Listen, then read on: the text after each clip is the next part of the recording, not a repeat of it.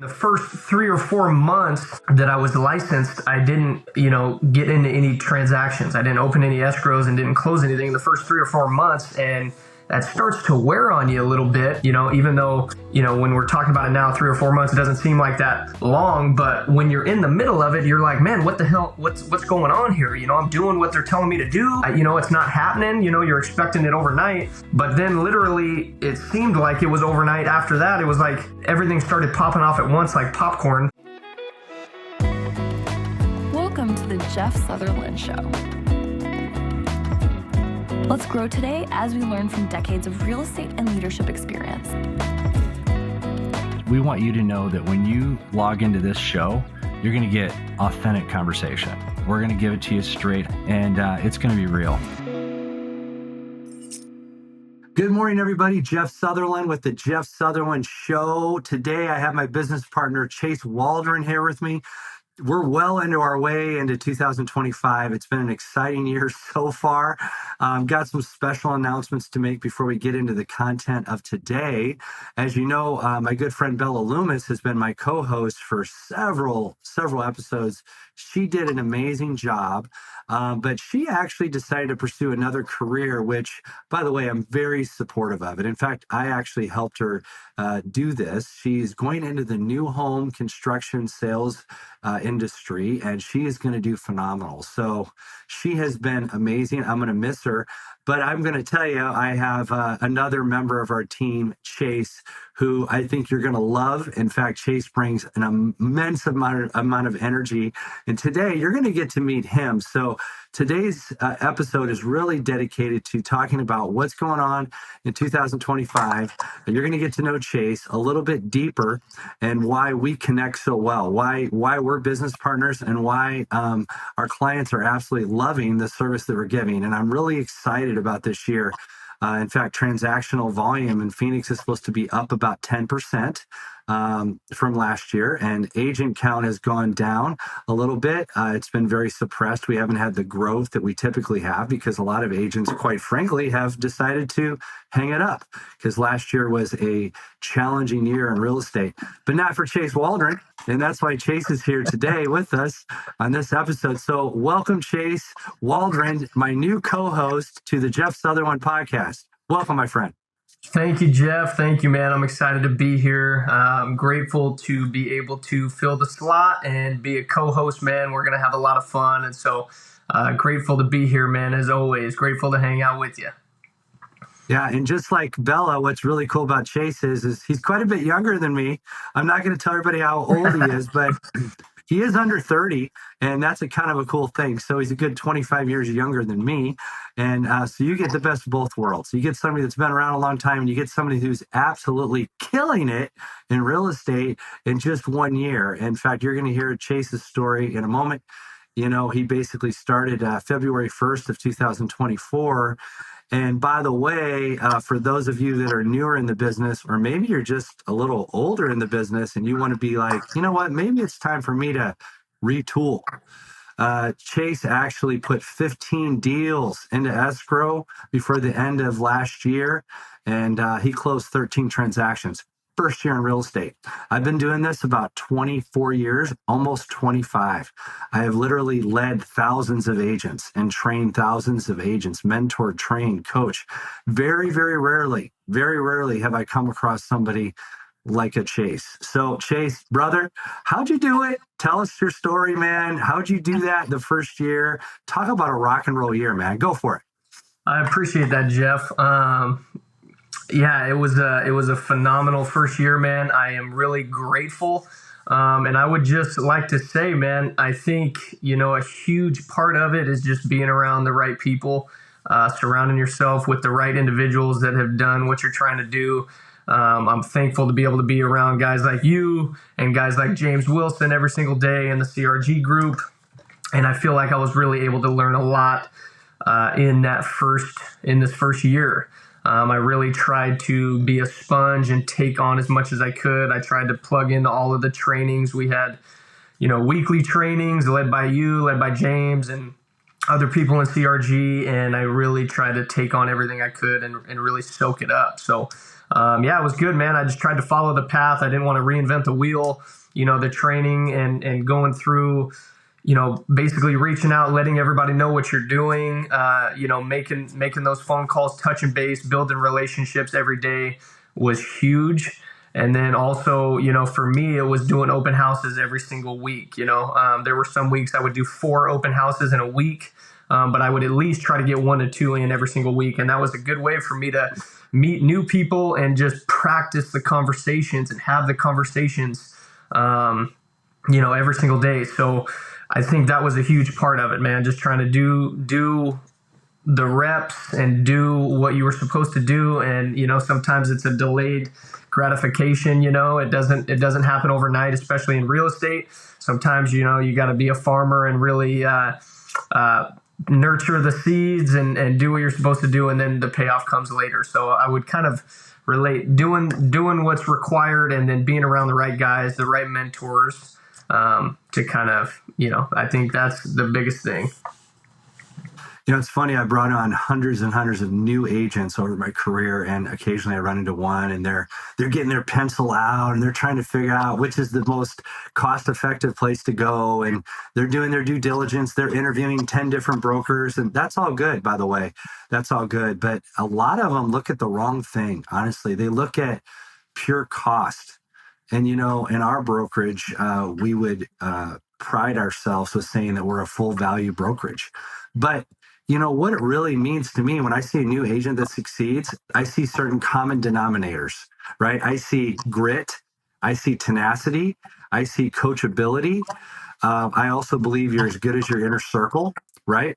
If you're hanging out with the right people and you have that relationship on a day-to-day basis, and you have that grit and you're not going to give up, there's no way you're going to lose.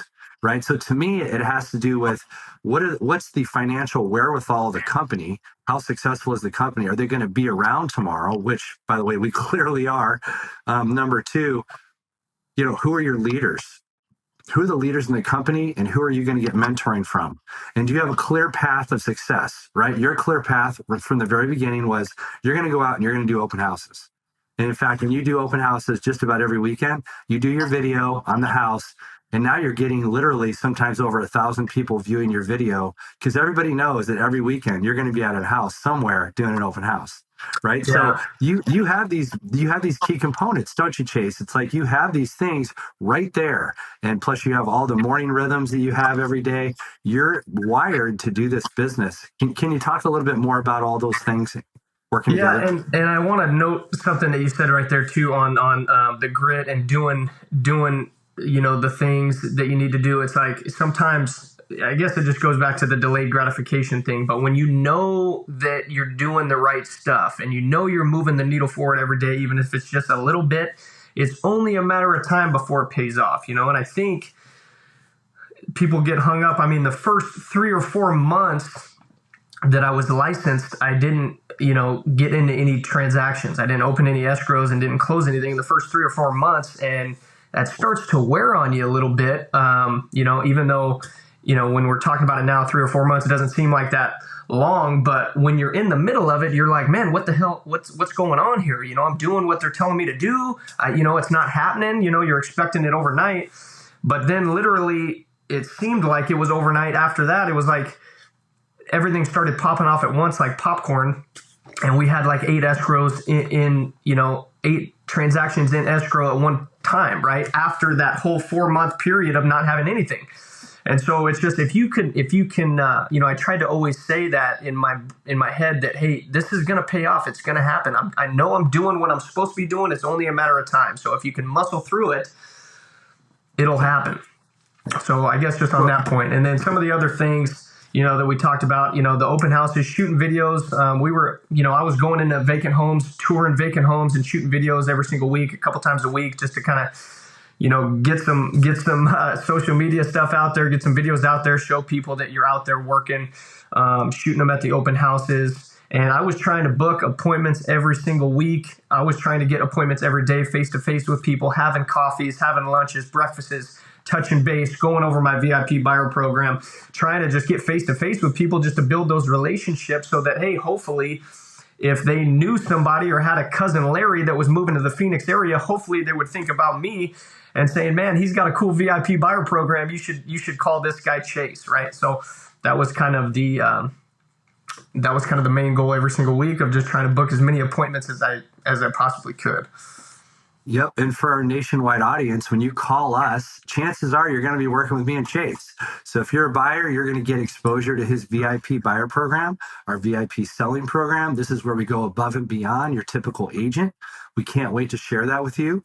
Chase, go over a little bit more on what makes a successful open house. Because I know there's agents out there going, wait a minute, this guy does open houses every week. Well, by the way, part of the reason why all those 8 escrows showed up really quickly, it's because those were a culmination of all those open houses you were doing, right? So Yep. That pipeline starts to grow. So what makes a successful open house? Can you break it down a little bit, some of the tactics that you do when you go out on site? Yeah. So I usually get out there about it. First off, I schedule an open house and I sit it from 9 a.m. to 4 p.m. typically. So 7 or 8 hours. If it's really hot and a lot of people are coming in, I'll sit it longer, 5 or 6 p.m. at night. But I usually get there about an hour and a half early, and I set up 30 signs. I try to set out, I have 30 of those wire framed Coroplast signs, and I go out about an hour and a half early and I put out 30 signs, and I try to get it off of a major intersection so that no matter which way anybody's coming from that intersection, they're going to see 10 of these signs. So, I feel like a lot of people only put out 3 or 4 signs, and I feel like that's easily missed. And, people are texting while they're driving, people are eating while they're driving, and they're not going to see 2 or 3 signs. So I try to hammer them. I put out as many signs as possible. And then when I get there, it's just, basically putting the time in. A lot of people only sit them for 2 hours. Well, not everyone can get there in that 2-hour window. So I try to block out an entire day. I'm going to be working there anyways. So it's not like you're just sitting there doing nothing. You can be making phone calls and doing other things, but you're spending the time there and you're giving yourself the best opportunity for somebody to come in. And then obviously when somebody does come in, it's all about just building that relationship, trying to connect with people, and that doesn't always happen, right? Some people are in and out. Some people don't want to talk, but some people do, and it's just about trying to make that connection and showing these people that, hey, if you're looking for a home, we're here to help you. We're out here looking at homes every single day. And so if we come across something that looks like it fits the criteria, we can at least reach out and let you know about it and help you through the process. So I think those are a couple of the big keys. 30 signs. Like, if you know anything about Phoenix, it gets really, really hot during the summer. And I know personally, I've seen Chase where he goes out like an hour and a half before the actual open house starts. And he wears different clothes because it gets so sweaty and it's so gross out. But the guy goes out there like an hour and a half before the open house, putting signs in yards. He has his drill, right? You're drilling into the ground, right? To put those. Yeah. It's gotta be pretty hot. You can't just shove those wire mesh, those frames in, man. I gotta drill with a big old long masonry bit. You gotta drill them in, and it's hot. I wear shorts and a t-shirt, and then I bring other clothes to change into when I get there. So, yeah, the summer months are tough. Yeah. Let's go back to what you said earlier. You said, if you don't have a few escrows after 3 months, it's starting to affect your psyche a little bit, right? You're like, what's going on here? And, it's funny. I've seen this happen so many times where agents are literally like 2 feet from gold. They're right there, but they don't know it. And they start to get down on themselves. And a lot of agents actually quit at that point. And that's that defining moment, right? Am I going to do this? And I'm going to stay the course. I'm going to believe in the process, or am I going to fold my tent? What was going through your mind a little bit there where you're like, man, I'm not closing any deals. Yeah. It starts to wear on you for sure. You're thinking, hey, am I doing the right stuff? Is what I'm doing what I'm supposed to be doing? But I think that goes back to having mentors or somebody that's already ahead of you in this journey. I would be calling you and calling James every day like, hey, is this still what I should be doing, right? Am I doing the right stuff? Am I doing this correctly? And when you're getting reassurance from people who are 20 years in the business saying, hey, listen, you're doing the right stuff, just keep doing it. That always made me feel better. And so I think that's huge, because if you're doing it by yourself, you don't know. You don't know if you're doing the right stuff, if you're doing the right technique, if you're doing it the right way. So having somebody that you could call up and say, hey, man, you've done this. You've been in this business for 20 years. Obviously, if you have sustained it for 20 years in this business, that's saying something about you. Like, just make sure, am I doing this right? And that really helps you, in my opinion. Yeah, I think we all need a champion, and I can honestly tell you, I have been Chase's champion. We all need encouragers. One thing you'll learn about me as you work with me, you're not going to out encourage me when it comes to people around me. And, I just want people, when they work with me, to meet me halfway, right? I will meet them halfway as long as they put in the work. But you can't want it for somebody. You can't get up and do the work for other people, right? You have to just hope and pray that they've got it inside of their heart to keep pushing forward, right? And I think that's different for everyone, right? I think it's your big why. I mean, why did you keep on moving forward, Chase? Just a little bit deeper on this topic. Like, everybody's got a different reason, but what kept you from folding your tents? Well, I'd say, before I got licensed in February, I left my previous career in construction. And so really I was going full time in real estate. So if I wasn't able to make that work, I would have had to go and do something else. So I really didn't, I kind of left it to where it's like, hey, this has to work. Otherwise I got to go back and do what I was doing before. And I really, didn't want to do that myself. I wanted to make it work. So I always had that in the back of my head. When you're used to getting a paycheck every single week, and then you go to, not getting one for 3 or 4 months, that, I don't know, man, it drove me to keep it going. So it's kind of that fear factor a little bit. So you had job security before, but you were not exactly doing what your dreams had in mind for you, right? I mean, construction's hard work. It's no joke, right? Yeah, for sure. And it just wasn't for me, I mean, it was a great career. I know a lot of people in that career and they do really well. But yeah, I liked real estate, man. Even before I got into the sales side full time. I mean, I watched my dad, buy and sell rentals as I was growing up. We got into apartment investing a little bit beforehand. I mean, I just liked the idea of real estate. I liked the idea of working for yourself and kind of generating your own income without, working for another company. And so, yeah, I just kind of knew that, after a while, it was just this isn't what I was, meant to do. So I had to make a shift. But yep. Yeah. Well, that's awesome. I mean, another thing, too, that Chase is great at, and because when you work with us, I can tell you one thing, we work the entire Valley of Phoenix. I know Chase has no problems driving up to New River, driving over to Peoria. He'd drive over to Tonopah, which is way on the west side of Phoenix if you had to, whatever it takes. And that's kind of the mentality that he has. It's the mentality that we both have when it comes to servicing our clients. Last thing on the whole new journey of an agent, Chase, what would you say if you were to give new agents advice? Like if they just got their license, man, it's like, what would you say to them to keep them on the straight and narrow? Yeah, I would say find someone that you can plug into and be around that is already been in this business that you can learn from. I think that was huge for me. That was the biggest thing. Obviously, it takes the grit and you wanting it and you doing the work. But I think if you have somebody, kind of like I mentioned earlier, if you have somebody that you can plug into and ask questions to, bounce ideas off of, confirm that you're doing the right stuff, I think that's the most important, man. And I feel blessed that I was able to connect with you, work with you. I mean, I was calling you. I still call you every day. I call James Wilson every single day, plugging in with you guys and this team. It's been a blessing. So I would say that would be the number one thing that I would do. That would be the top of my list. That's awesome. That's awesome. So let's talk about your rhythms in the morning, right? One of the reasons you're a champion is you got some regimented rhythms in the morning. Can you talk to that a little bit and tell us, what does that look like? Yeah, for sure. So I kind of stayed with the same kind of morning rituals, morning routines as when I was working in construction. I was getting up really early and going to the gym. So I just kept that same thing going. So I usually get up, 4:15, 4:20, go hit the gym for an hour.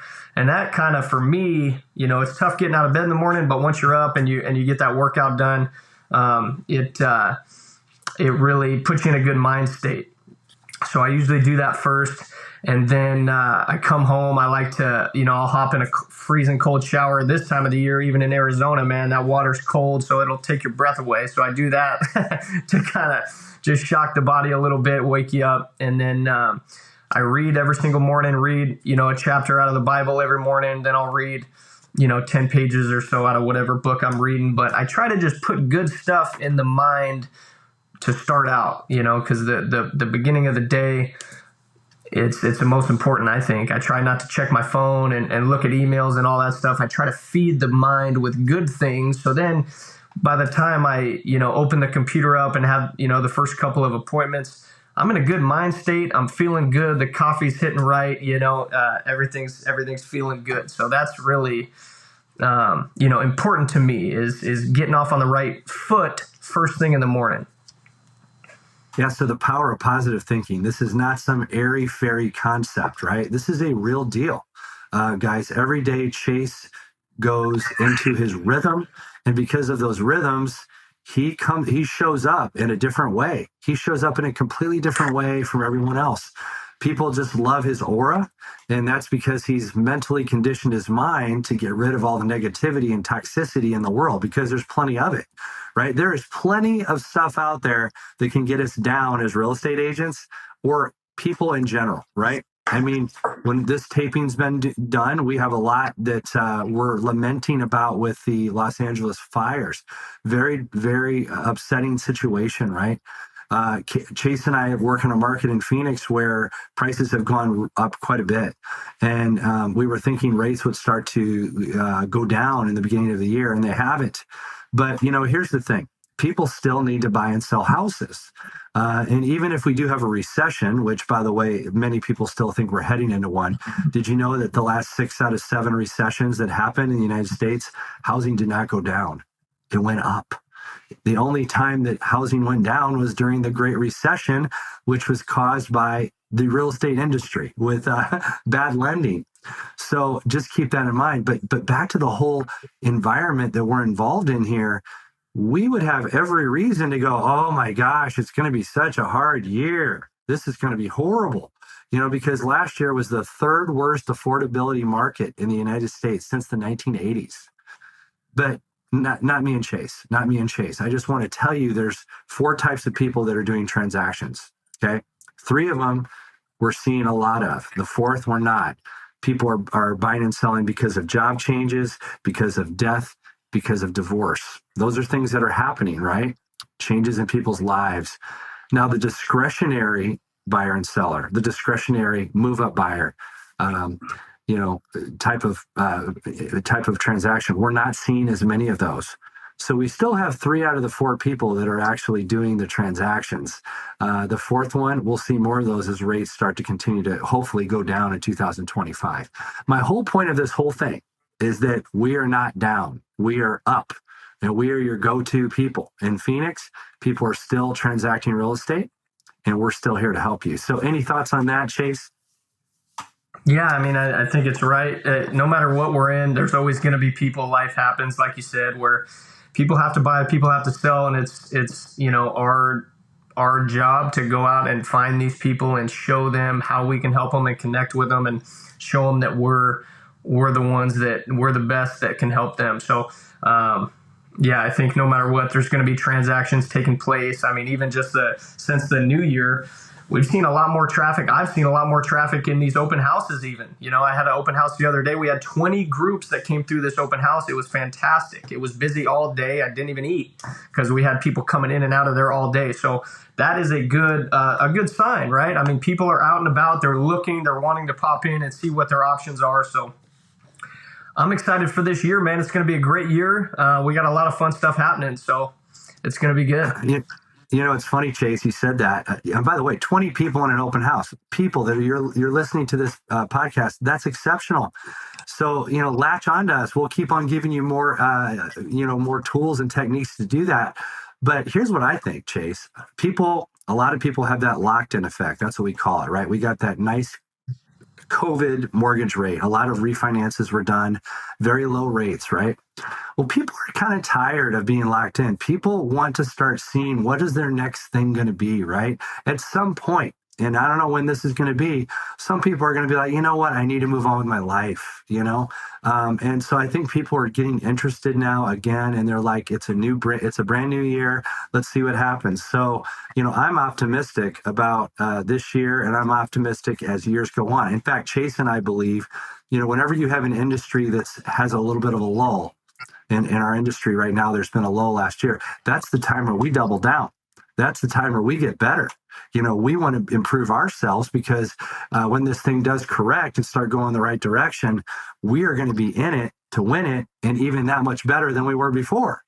While all the other agents are lamenting and not knowing what to do and getting second jobs, no, we are full-time agents and we're all in it. So any thoughts on that, Chase, as we just continue to improve our tool set?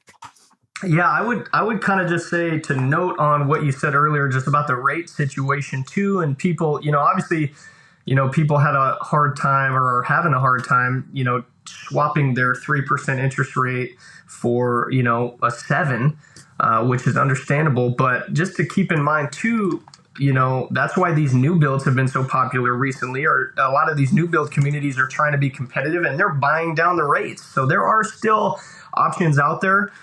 You know, you might not find the one you want right there in dead center of Tempe, but there are options out there where communities are buying down the rates into the 4s still, we're seeing. So, and if you do a 2-1 buy down, maybe even into the 3s. So, you know, we say it a lot, but don't get discouraged. There are options out there. So something to keep in mind for anybody that, you know, feels locked into their interest rate and they're wanting to make a shift.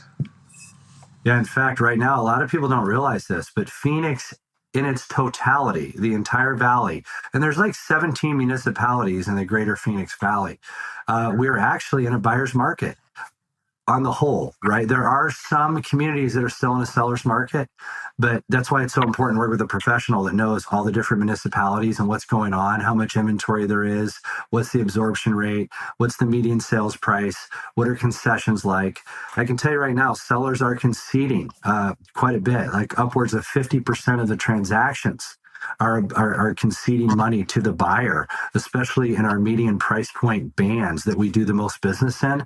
So we understand the metrics, we understand the numbers. So one of the things you can expect from us is we're going to lead with information and data to enrich the process for you so you can make good data-based decisions, not emotional decisions, right? So, but you don't know until you get in the game. So if you're a buyer, at least go get pre-qualified. Go find out what your purchasing power is, and let's see if it's as bad as you might think it is. It may not be, right? Let us negotiate for you, and we're hard negotiators. You know, we keep top dollar for our sellers, and we get our buyers the best deal. So, you know, it's find out, get in the game, and start consulting with us to see what you can do. Yeah, and I would just say on that too, if you don't have anybody to talk to or you don't know who to reach out to us. We work with lending professionals every single day. We have a whole loan approval department that can have a quick 5-minute conversation with you and let you know what that purchasing power is. They can kind of outline a few different options for you on what might be best for you. So reach out to us if you don't already have somebody to talk to when it comes to the lending side also. Yep. Last topic before we're going to go down the home stretch here right now, but I want to talk about dreams. I know you're an avid reader, Chase. I love that about you. You're a voracious reader. You just chew up these books like crazy, and it comes out. I can see it's coming out of your heart, your mind. You're always expanding yourself. How important are dreams to life, just vibrant life? I know you're always talking about the future. I love that about you. Like, what do you see in your life? You're visualizing the future. You have dreams. How important is some of this stuff in your life? For me personally, it's huge because I got a lot of things that I want to accomplish in this life. And so I'm always trying to, think through those things and visualize those things and map out a game plan in order for us to get there. So, when it comes to that, it's huge. It's something I do every day. I think about it. I think about where I'm going, what I want to do. What do I want to accomplish, how I want, to provide for my family and all of these sort of things. So I think it's huge for anybody who's wanting to get better, wanting to grow, which, if we're not growing, stagnation is the devil's workshop, they say. So I'm always trying to grow and get better and learn. And it's huge for me personally. So, there's a saying in the good book, it's called "To much is given, much is expected."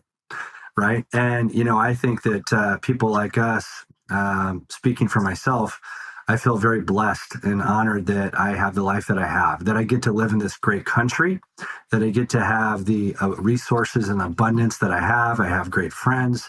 I have a great family. I have all these blessings, right? So because of that, I am expected, I believe, to give back more, to work hard, to benefit other people with the things that I know, right? I can't just be a hoarder. Of everything that I have to give back. And so one of the things I truly believe, if you're blessed with the ability to build a business, because everybody has different giftings, right? Some of us are artists, some of us are musicians, some are architects. Chase and I are business people. We are business people, and I kind of feel like we see the world as our own personal ministry to help them with their families, their real estate decisions, right? To help them with their real estate problems. That's what we've been, that's kind of our mission. And if we can do that, that's giving back to society. That's our highest and best use, is to help provide housing to people, help provide consultations so they can make good decisions. So to much is given, much is expected. And you can expect a lot when you work with us, because we fund, these are at our core. These are absolutely at our core. It's a servant mentality. It's a servant mentality of which I believe is the way that you lead. You lead people by serving them, and by serving them, there's a mutual respect there. Anything on that before we call this quits today, Chase? Yeah, I would just add to that and say also, obviously people who are looking to make a move, make a shift, buyers, sellers, we're here to help. And we're also here to help agents also. I mean, you have a big organization, Jeff, where, you hold these weekly trainings every single week for agents like myself, newer agents, more experienced agents that are wanting to just be around other like-minded individuals, grow, talk about what's working in everybody's business. So we're here to help those people too. We want to connect with other like-minded individuals in this industry. So I would just say that too. If you're wanting to connect and you are, an agent, whether that be here in Phoenix or somewhere else, we're always looking to connect and meet other like-minded individuals. Yep. And I can make you a guarantee. If you're an agent out there and you're struggling a little bit and you're like wondering, how am I going to get through 2025? You need to call us. I've coached agents around the country. I have a roster of people that I coach around the country now that are not all even in my own company. I guarantee you will grow your business if you start coaching with me, right? I'll give you all your money back. That's how comfortable I am in saying that, because I've been doing this for so long and I understand people, I understand agents, and I understand how they're successful. All you got to do is pick up the phone and call me. There's no harm in building relationships. There's no harm in collaboration. The worst thing I'm going to do is get off that phone and give you some good things you can do to help you build your business. No strings attached. We want to help you, whether you're a buyer, a seller, an investor, or an agent. That's who we help day to day, and that's who we are. So, this is Chase Waldren and Jeff Sutherlin. This is the Jeff Sutherlin Show, or the podcast. Please subscribe. I'll give you the last word, Chase. Anything before we leave? Just excited to be here, man. Excited to be a co-host. Excited to help anybody that we can. So I'm grateful. I'm grateful to be friends with you and to be now a co-host on this show, man. We're going to have a lot of fun. So we're going to have a lot of fun, brother. So put your seatbelt on, put your track shoes on. It's going to be one heck of a good year. And we invite you to subscribe. If you need us, you know where to get a hold of us. So Chase and Jeff signing off on the Jeff Sutherlin podcast. Have a great, great day.